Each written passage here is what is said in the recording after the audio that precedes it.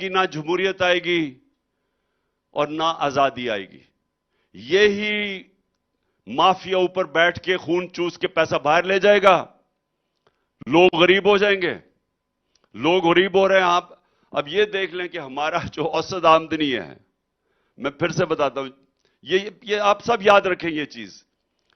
दुनिया में 140 मुल्कों में जो सबसे उसकी औसत आमदनी, ये सुन लो पाकिस्तानियों, औसत आमदनी $68,600 है। और हमारा मुल्क जिसमें अल्लाह ने इतनी नेमतें बख्शी हैं, हमारी औसत आमदनी $1,600 है। हम हैं 140 मुल्कों में से, इंसाफ के निजाम में हमारा नंबर है 129। हम 129 पे हैं। और ये अगर चोर ऊपर रह गए तो ये 140 से भी आगे निकल जाएंगे।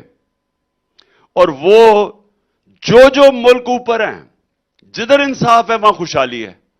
तो ये दोनों साथ मिले हुए हैं। आप अच्छे से अच्छा भी इकोनॉमिस्ट ले आए पाकिस्तान में, वो कभी इस मुल्क में कुछ नहीं कर सकता जब तक हम रूल ऑफ लॉ नहीं कायम करते। और आखिरी बात कि जिस दिन हमने ये कर दिया, लोग कहते हैं ना हम आके क्या करेंगे, मैं आपको आज दावे से कहता हूं कि अगर ये कोई मुल्क ठीक कर सकता है, अब स्वाय तहरीक इंसाफ के कोई नहीं कर सकता। और ये क्यों कर सकती है तहरीक इंसाफ? ये इसलिए कर सकती है कि जो 1 करोड़ ओवरसीज पाकिस्तानी, जो बैरून मुल्क पाकिस्तानी बाहर बैठे हैं, ये हमारा सबसे बड़ा असासा है। इनके पास इतना पैसा है कि हम 1 करोड़ में से अगर 5, 6 लाख, 10 लाख पाकिस्तानियों को पाकिस्तान में सरमाया करने के लिए ले आए, तो आप ये ज़हन में डाल लें कि आपको किसी के सामने हाथ फैलाने की जरूरत नहीं पड़ेगी। हमारे पास इतना बड़ा असासा है ये। लेकिन वो सवाल ये, अब ये सवाल है ये, अच्छा आप में से कभी भी दुबई जाएं तो जरा एक काम करें जो मैं आपको कहता हूं, ये पूछें। आप दुबई जाएं और पाकिस्तानियों की दुकानों में जाएं, कारखानों में जाएं, उनसे सवाल पूछें कि जी अच्छा वो आपको सब, मैं ये भी आपको प्यार करते हैं सारे पाकिस्तान से।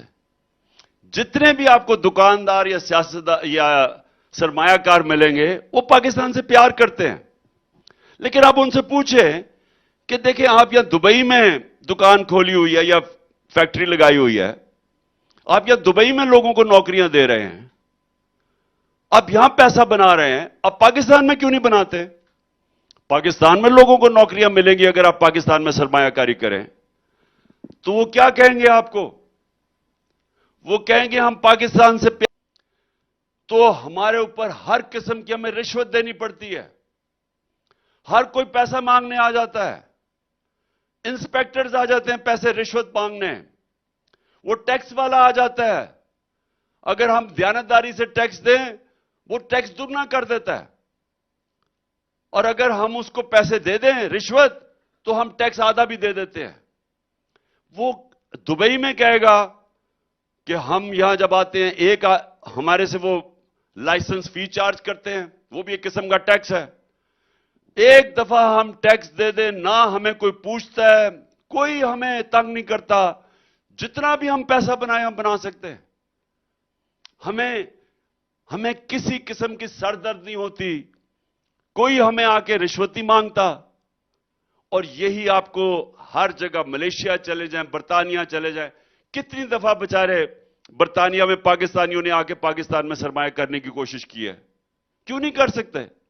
वो इस सिस्टम में नहीं चल सकते क्योंकि करप्शन इतनी ज्यादा है।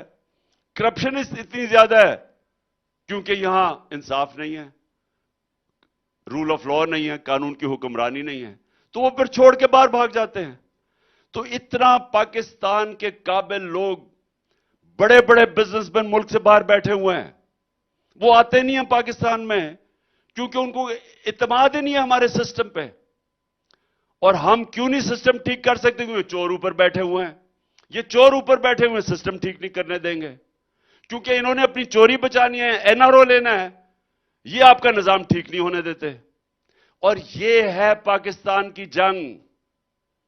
जब तक हम इन लोगों को शिकस्त नहीं देंगे और इलेक्शंस में शिकस्त नहीं देंगे तो यहां कोई तब्दीली नहीं आने लगी। ये मुल्क आगे नहीं जाने लगा। भीख मांग के और ये कर्जे लेके गुजारे करने से कुछ नहीं होगा। कर्जे बढ़ते जा रहे हैं, मुल्क गरीब होता जा रहा है। मुल्क आगे तब बढ़ेगा जब इस मुल्क में सरमायाकारी होगी। सरमायाकारी तब होगी जब हम इस मुल्क का माहौल ठीक करेंगे। माहौल तब ठीक होगा जब यहां रूल ऑफ लॉ आएगा या इंसाफ की हुक्मरानी आएगी। जब इंसाफ की हुक्मरानी आएगी, जिसको अंग्रेजी में कहते हैं इनेबलिंग एनवायरनमेंट होगी, ईज ऑफ डूइंग बिजनेस होगी। सरमायाकार यहां पहले, सबसे पहले आपका बैरून मुल्क पाकिस्तानी आएगा। जिस तरह चाइना में पहला बैरून मुल्क चाइनीज आए थे जब उन्होंने माहौल ठीक किया। हिंदुस्तान में बैरून मुल्क हिंदुस्तानी आए थे। उसके बाद दुनिया का इन्वेस्टर आता है। तो पहले अपने लोग जो दर्द रखते हैं, जो प्यार करते हैं पाकिस्तान में, जो बैरून मुल्क पाकिस्तानी हैं, उनके लिए फिजा ठीक करनी है।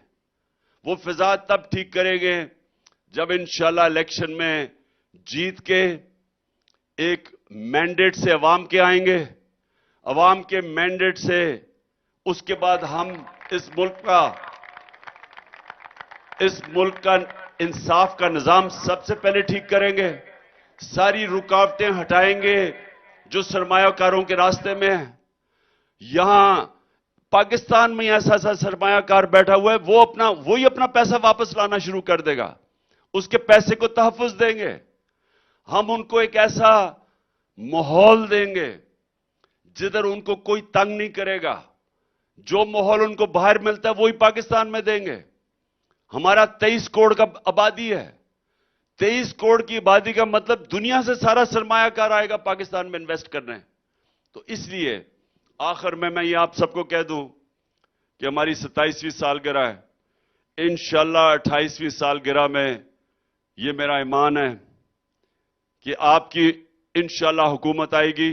और अब तक आज से 1 साल के बाद इंशाल्लाह हमारा मुल्क इस दलदल से निकल गया होगा। पाकिस्तान जिंदाबाद। मैं भी पाकिस्तान हूँ।